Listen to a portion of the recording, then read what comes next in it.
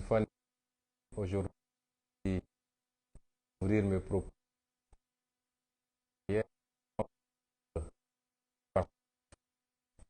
à aiguiller également à vous. Je suis désolé de le faire dans toutes les langues parlées en Afrique, l'anglais, le portugais et même l'arabe. Mais je crois que si je m'exprime en français, ça permet déjà de se faire entendre par nos frères et sœurs africains. Cette option par cette langue française s'impose d'autant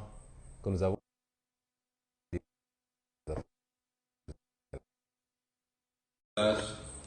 c'est de vous parler de cet homme qui nous sert de président de la République au Sénégal, non pas pour parler des questions intérieures au Sénégal, mais parce que cet homme se trouve être aujourd'hui à la tête de l'Union africaine également. Et il fait montre d'un activisme débordant depuis quelques jours. Mais je voulais dire à nos frères et sœurs africains que Macky Sall n'est pas un panafricain. Macky Sall ne croit pas à l'Afrique. Macky Sall est un adepte de la doctrine de l'aplatissement vis-à-vis des intérêts étrangers et de la doctrine de la continuation, pour ne pas dire de la perpétuation, de la domination dont l'Afrique souffre depuis énormément d'années maintenant. Je m'en veux pour preuve que nous avons tous vu un Macky Sall se rendre à 7000 km ou plus d'ici, en Russie, pour aller plaider auprès de Vladimir Poutine, du président Poutine, pour la levée de l'embargo contre l'Ukraine. Le prétexte tout trouvé, c'est de permettre à l'Ukraine d'exporter du blé et du maïs, notamment en direction de l'Afrique qui en a besoin. Je voulais dire que cette démarche est d'abord une démarche qui avilit un peu plus l'Afrique. Qu'est-ce que tous ces présidents ont fait de leur mandat pour que l'Afrique soit au moins autosuffisante au plan alimentaire? Le monde entier subit de plein fouet les conséquences de ce contexte très chargé au niveau international, mais il n'y a que l'Afrique qui va mendier pour avoir du blé et du maïs. Le deuxième constat, c'est que, je vous le disais tantôt, Macky Sall n'est pas un panafricain. Parce que comment pouvez-vous comprendre que ce même Macky Sall asphyxie le Mali, qui est un pays frère, un pays voisin? Je voudrais rappeler à beaucoup d'Africains qui ne connaissent peut-être pas tellement cette histoire, qu'au lendemain des indépendances, le Sénégal et le Mali ne faisaient qu'un dans ce qu'il était convenu d'appeler la Fédération du Mali. Et cette Fédération du Mali a tenu jusqu'en 1962 avant d'imploser. De part et d'autre du Mali et du Sénégal, vous trouverez les mêmes ethnies, les mêmes peuples, les mêmes cultures. Le Mali et le Sénégal et le Mali. Le Mali constitue l'arrière-pays du Sénégal en quelque sorte. Comment pouvez-vous comprendre que Macky Sall ferme le port autonome de Dakar, les aéroports du Sénégal et les frontières routières du Sénégal à ce même Mali qui passait par le Sénégal pour réaliser l'essentiel de ces importations? Au-delà du fait que c'est une attitude criminelle, c'est en même temps l'exécution d'une commande de ces maîtres occidentaux qui veulent, par la pression, par l'asphyxie, amener le peuple malien à se soulever contre le régime qui est en place. Un panafricain ne peut pas agir comme ça. Un président de l'Union africaine ne peut pas agir comme ça. Macky Sall n'est pas un panafricain. Tout cet activisme dont il fait montre depuis quelque temps ne vise qu'un seul objectif: lui donner un repli international à la fin de son second et dernier mandat. Puisqu'il sait très bien que le Sénégal ne lui permettra pas d'exercer un troisième mandat, tant les deux premiers ont été catastrophiques, mais également il n'y a aucune base constitutionnelle pour un troisième mandat de Macky Sall. Aujourd'hui, il fait du tape à l'œil pour demain avoir une plante au niveau des institutions internationales, ou alors, si ça se tournait beaucoup plus mal que cela, pour pouvoir être recueilli et accueilli dans une de ces puissances étrangères. C'est le seul objectif visé par ce tapage de Macky Sall, mais ça n'a rien à voir avec l'intérêt, ni avec l'intérêt de l'Afrique. S'il est allé en Ukraine, c'est parce que ses maîtres occidentaux, et particulièrement la France, lui a demandé pour permettre à l'Ukraine de souffler un peu. Ça n'a absolument rien à voir avec les préoccupations africaines. C'est cet homme aujourd'hui qui dirige le Sénégal depuis malheureusement 10 longues années. C'est cet homme qui est à la tête de l'Union africaine. Il va se servir de cet outil pour assouvir ses desseins personnels, sa boulimie de pouvoir et d'image, mais absolument pas les réformes en profondeur dont l'Afrique a besoin et qui tournent autour d'un seul maître mot, la souveraineté de l'Afrique, l'indépendance réelle et effective de cette Afrique. Macky Sall ne sera jamais le champion de cette préoccupation africaine et particulièrement de la jeunesse africaine. mbokki Sénégal maa ngi leen di nuyu wax naa léegi nii damaa doore tey gulee sama waxtaan ci kàllaama nasaraan ndax dafa bëri suñuy mbokk fépp ci Afrique yoo xam ne saa suñu génnee wax danañu bëri ñuy bind di ñaxtu daal ñuy di sàkku ci ñun ñu leen di sedd tuuti parce que ñoo ngi suivre la ñuy def yépp rax si doole nag ci li ñu bëggoon wax tey am ci lenn lu ndaw loo xam ne dafa concerner Afrique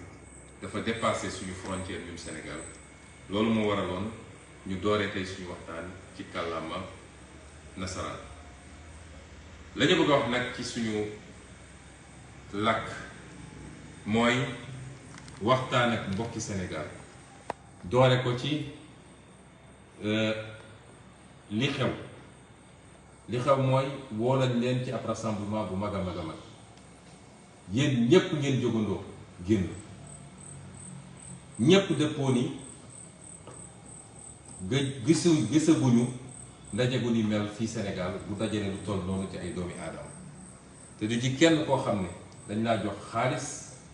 wala ñu neexal la wala ñu tegal la ay kaar jox la xaalis boo fayee transport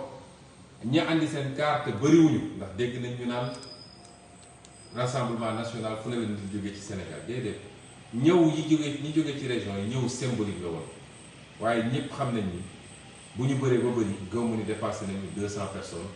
ci les dizaines et des dizaines de milliers de personnes yu nekkoon foofu ña jóge ci région yi nag jox ñu leen kaar jox ñu leen paas ñoo dajale seen xaalis jël seen kaar dikk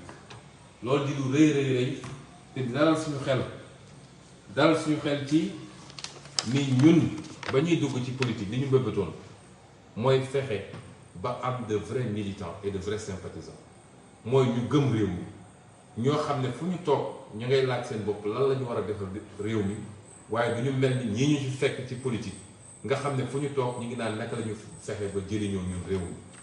loolu dafa mel ni ma ngay bëgg a sotti te yëg-yëg bi nit ñi am nañ ko rawatina nag ndaw ñi loolu ñu wane keroog ca mercredi bi dafa taalaat li xale yi naan cuuraayu dëmm ndax gaa yi mel ni ay dëmm yu jëfoo fi mu toll nii déggante démb ak tey mbóot yépp génn nañu ku nekk ngi caw yi ku nekk ngi mbéj mbéj wax ji bëri na la ci ëpp nag ay saaga la ak ay menaces waaye balaa may ñëw ci ñooñu damay wax ni génn bu njëkk mooy génnu seen njiit ñoom muy Macky Sall ñun suñu bëggee waxtaan ak sénégalais fii la ñuy waxtaan ak sénégalais jaarale ko ci média wu fii wala ñu def suñu live waxtaan ak yéen waaye Sénégal moo am président boo xam ne saa su bëggee wax lu war a soxal sénégalais yi day dem ba ci tubaab yi wala mu woo média tubaab yi ne leen ñëw leen Sénégal bu ko defee mu làkk ak ñoom ay tubaab nga xam ni kii waxut ak Sénégal waaye ñii nga xam ne ñoo ko ngemb ci nasaraan yi ñoom lay waxal waxul ak sénégalais yi ndax li ëpp ci sénégalais yi dégluwuñu tubaab dégguñu ko bu baax ba di ko tal di déglu ñaareel bi mooy génnam ñëpp dégg nañ ko waaye génn gi dañ cee jàngat lu bëri bu ci njëkk mooy digal conseil constitutionnel ndax moom bu demee ba ne nii lay demee un point un trait xam nga saa suy wax xol lay waxee ak jaay doole moo tax ma yàgg leen wax ni ku mel ni moom jaayante doole ak moom rek moo koy sotal ba keroog yàlla di tànn diggante moom ak ñun ndax président du ne nii lay demee un point un trait waaye li gën a yéeme gannaaw bu ñu nee moom mooy digal conseil constitutionnel Pape Omar Sakho ak ñi mu àndal Macky moo leen laan def leen ñu def Antoine Diome moom jarul sax may wax luy wane ni amuñu justice ci réew mi justice bu indépendante amul justice politique lañu am boo xam ne dañ koy digal muy def waaye li gën a yéeme ci wax ji mooy tiit gi mu tiit dem dugal na ko mu wax loo xam ne safaan wala ndax nee na liste une liste qui n'est pas paritaire n'est pas une liste qu'on peut admettre un point un trait waaye ñun Yewwi Askan Wi amuñu problème parité ñun liste incomplète lañ ñu wax ñoom Benno Bokk Yaakaar ñoo am problème mu liste parité kon moom li mu wax conseil constitutionnel ci Benno Bokk Yaakaar la ko doon appliqué ñoom ñoo am problème mu parité jël seen suppléant tegle ñaari jigéen ñun amuñu problème parité problème bi ñu am mooy bi ñu gisee ni am na benn cas inéligibilité ñu ne ñu ñëw leen remplacer ko ñu dem remplacer ko ñu ne juum nañu ndax ki ñu ko remplacer mi ngi woon déjà ci liste titulaire yi suñ ko génnee donc foofu liste bi matul kon Macky Sall àtte na boppam àtte na Benno Bokk Yaakaar moom moo ne liste bu paritairul liste boobu mënuñu ko recevoir conseil constitutionnel def njombe bu toll ni ak lâcheté mooy nu ma ko mën a tuddee ci olof ba nga xam ne dañoo dem làqatu ci arrêté ministre de l'Intérieur. Depuis quand la justice se cache derrière un arrêté du ministre de l'Intérieur pour décider kon lii mbokk yi firndeel na ni li Sénégal yépp xam mooy Yewwi Askan Wi dañ koo tooñ bu ne fang waroon annuler liste Benno Bokk Yaakaar jàllale ko loolu léegi feeñ ne ba ñépp xam nañ ko te Macky Sall moom ci boppam nangu na ko moo tax li ci des mooy bañ ak xeex ak ñoom loolu nag lañu door mercredi bi war koo gën a dëgëral nag dinaa ci ñëw ci sama deuxième partie intervention waaye dama ne cuuraayu dëmm jolleeti na ñépp ngi génn di wax yi nag dama ciy seet wax yi ba ci jiitu mooy ay menaces nit dem na ba ne nañu faat bakkanu Ousmane Sonko doo mës a dégg procureur yëngatu doo mës a dégg mu wax du ko woo te ku ko waxoon ci opposition bi heure bi yaa ngi kaso lii firndeel na jeng bi justice jeng moo tax il faut ñu jàmmarloo ak justice ndax justice bu demee ba jeng kenn amatul devoir naan day déglu les décisions de justice kenn amatu ko suñu waxee ñu ne waaw la justice s'est prononcée donc la loi s'applique à tout le monde naka la ñu mënee jàpp ay nit ñu sàcc xaalisu réew mi justice ne du ma leen téye ñu jàpp ay nit ñuy ruxus xaalis justice ne du ma leen téye ñu jàpp nit ñu yor ay armoire ay néeg yu fees dell ak xaalis justice ne du ma ci wax nit taxaw saaga ethnie entière justice ne du ma ci wax te loolu mun na taal réew nit taxaw ne dem leen faat bakkanu jàmbur justice ne du ma ci wax moo ne sëñ Abdou Bara Dolly li mu wax moo gën a néew téeméeri junni yoon tey ñu ngi ko tey yóbbu ko ci kaso justice amatul ci réew mi ñun ñoo war a jël suñu responsabilité parce que justice su demee ba jeng peuple bi moo war a taxaw jàmmarloo justice justice bu demee ba nekk le bras politique d'un parti politique et d'une famille devoir la ñu résister devant cette justice depuis 1 an et demi je vous ai dit résistance c'est un droit constitutionnel constitution ci boppam moo ne face à l'injustice chaque Sénégalais a le droit de résister loolu du insurrection du coup d'état waaye loolu lu war la may wax ni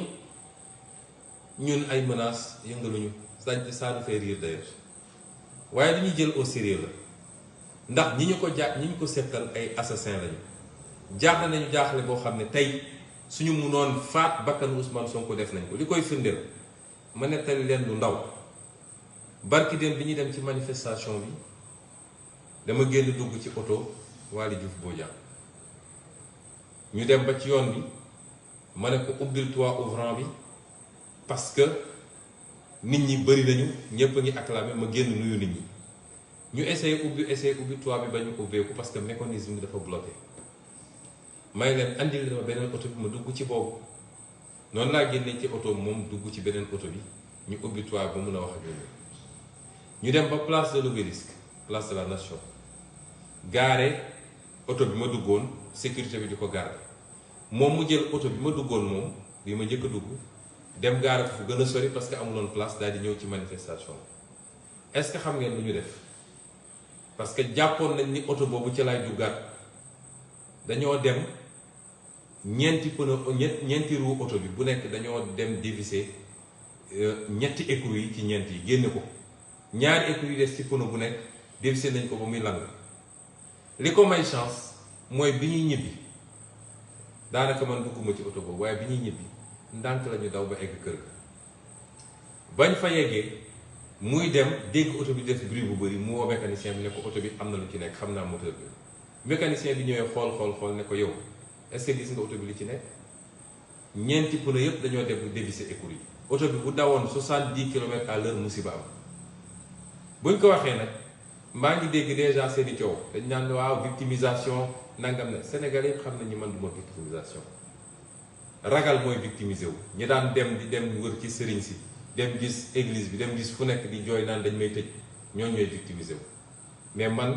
buñ ma buggee teg lu yoon damay jël sama responsabilité résister boo ma munee duma ma boo ma munul it di nga ma bàyyi ak sama jàmm kon ñun duñu inventé dara gis ngeen photo yi wan nañ ko fu ne ci internet bi ay assassin la ñu amal affaire suñu demee ba jaaxle ba xam ni lii moo ci des ñoom ak ñi leen gemb leen moo leen dese mooy nañuy def lu ñuy def ba faat bakkanu ki ñu jaaxal ma leen di wax nag ni bis bu seen bëbët yeggee ci ngeen ni soog a am problème nag ndax problème amagu leen ko bis bu seen bëbët yeggee ci ngeen ni soog a am problème ndax nun dañuy def ragaluñ ci dara te duñ ci deltu gannaaw bis bu ne ñu gën a teg ay pas waaye ci cuuraayu dëmb gi ba tey gis ngeen saaga yi xaste yi loolu moom tàmm nañ ko ma bëgg a wax nag ni Macky Sall ndax ku fi saaga Ousmane Sonko rek Macky Sall la yónni boo saagee ba doyal xas Ousmane Sonko xas ay waajuram xas baayam bi nga xam ne ma nga ci barsax depuis longtemps xas ay yaayam xas ay soxnaam boo paree Macky Sall dalay woo pare jox la xaalis may wax ak kilifa yu nekk ci dëkk bi yépp ku fi saaga Macky Sall moo la ko sant waaye nag bu dee yow sa xol xat na ba mënoo muñ saaga man xam nga man saaga yi yëngalu ma tey laa gën a nekk en forme tey laa gën a mën a agir waaye bu dee yow sa xol xat na ba ku la tudd nga gaawante ne maa ngi ko yóbbu kaso ngire waay téel sa bopp téel say ñoñ ñu bàyyi di saaga nit ñi ak di xas nit ñi ndax Cheikh Abdou Bara Dolly lii mu ko def nii ànduñu ci kàddu yi ndax nun lañu mës a wax mooy politique du dugg ci vie privée jàmbur politique du saaga jàmbur politique du xas jàmbur rëcc nag mun na am ci ku ne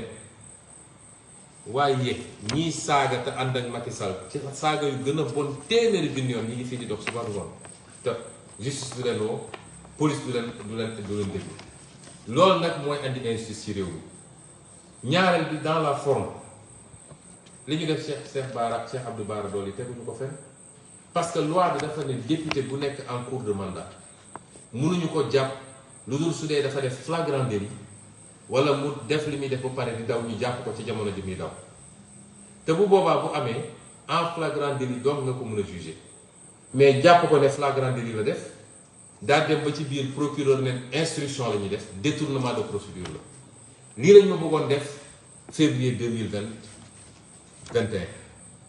lii lañ ma bëggoon def man lànk ne duñ ma ko def nag looloo andi li xew février ba mars 2021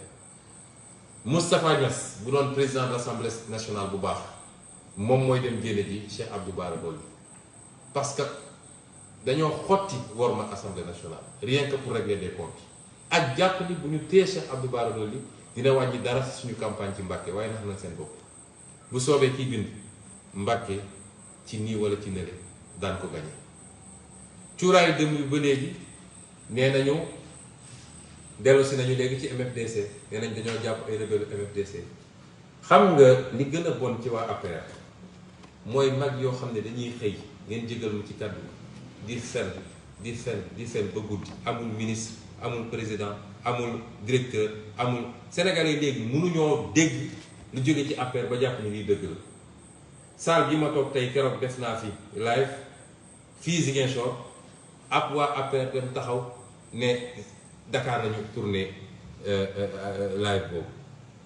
amatuñu sago ci li ñuy def waaye Sénégalais yi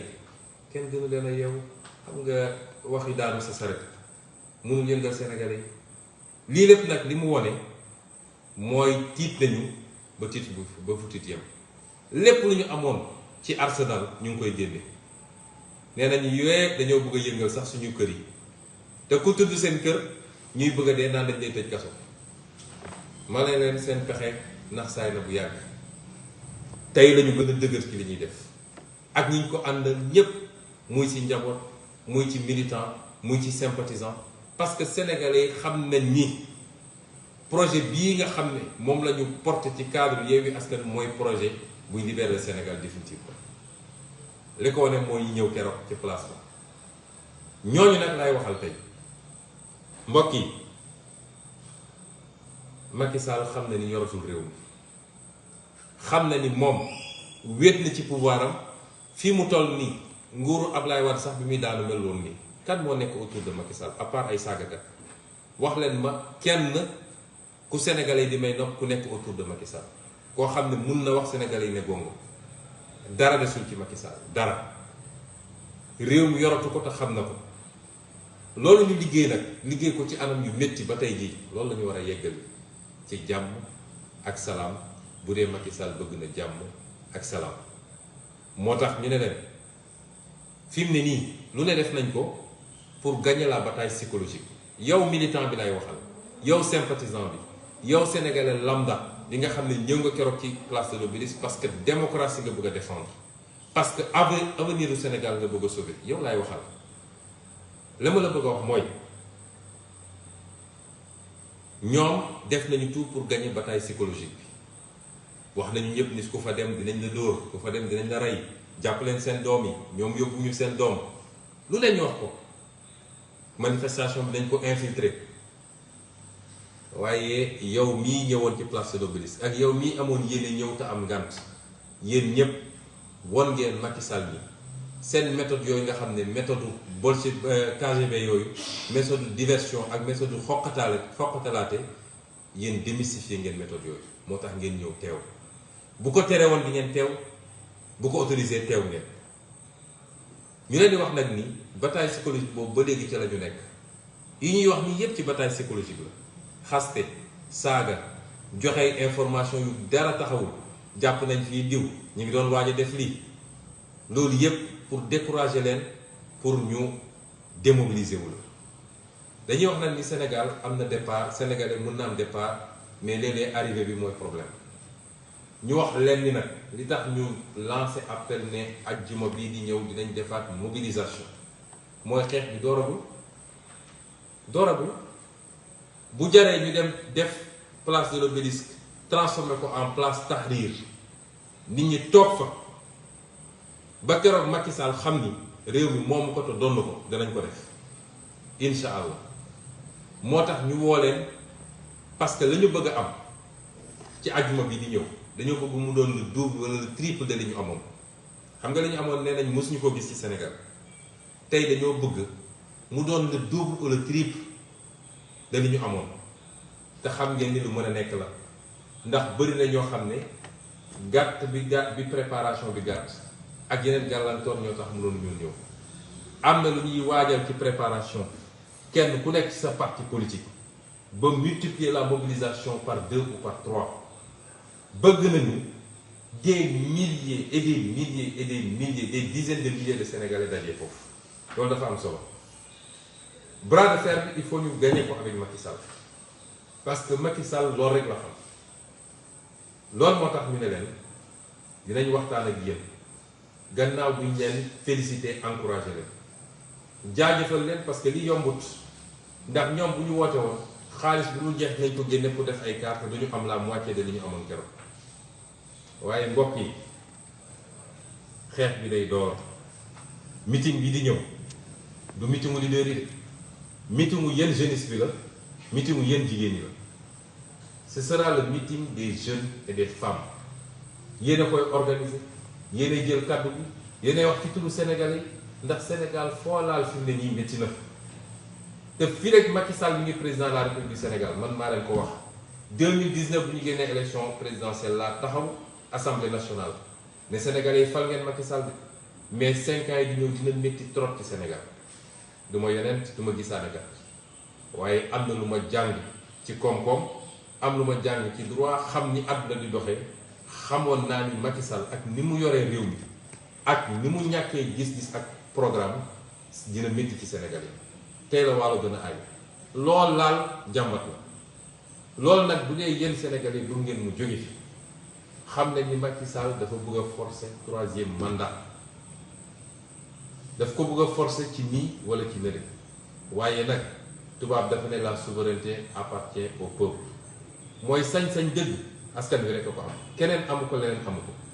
bu dee askan wi nag li ñuy dégg bis bu ne foo génn dem du ngénte du dëj boo doxee ci mbedd mi même wax nga dégg Sénégalais yi sonn nañ boofu sonn yem bu dee bëgg ngeen loolu dakk xeex bi du xeexu Ousmane Sonko du xeexu Khalifa Sall du xeexu Ablaye Wade du xeexu Massamba du xeexu Mademba xeex bi xeexu Sénégalais yi yépp la ñu ngi leen di woo àjjuma ñu dajale ci Sénégal lu kenn mësut a gis ci ay nit yu dajale bu ko defee Macky Sall dina xam ni moomul réew mi parce que nag dara mënul justifier moom bi mu fi toogee ba léegi mooy tànn kuy dem élection ak ku dul dem est-ce que loolu Sénégalais yi mën nañ koo nangu Sénégalais yi amuñu sañ-sañu tànn ku leen neex Macky Sall bu ko neexee mu ne Khalifa Sall du bokk bu ko neexee mu ne Ousmane Sonko du bokk bu ko neexee mu ne Karim Wade du bokk suba su xëyaatee ne keneen ak keneen du bokk loolu ñu bàyyi ko ci ba ci kañ loolu mooy li ñu bëggoon a génne ci bataaxal di leen gërëm di leen sant di leen jaajëfal di leen jox dig daje bu soobee yàlla àjjuma si jàmm bu ñu toogee ba alxamis dinañu duggaat ci waxtaan bu gàtt waxtaan ak yéen parce que dañoo toll jamono joo xam ne il faut ñuy jokkoo di waxtaan ñu bëri dañ daan déet sa kàddu na néew waaye kàddu dina am jamono joo xam ne dafa war a néew am jamono joo xam ne dañu war a di waxtaan ak askan bi ci jamono jooju lañu toll kon ñu ngi leen di gërëm di leen souhaiter ngeen fanaan jàmm di ñaan jàmm ci Sénégal waaye jàmm Sénégal ak fitna Sénégal mu ngi ci loxo benn nit ci jamono ji ñu toll muy Macky Sall ak son conseil constitutionnel ak son ministre de l'intérieur asalaamaaleykum wa rahmatulah wa barakatu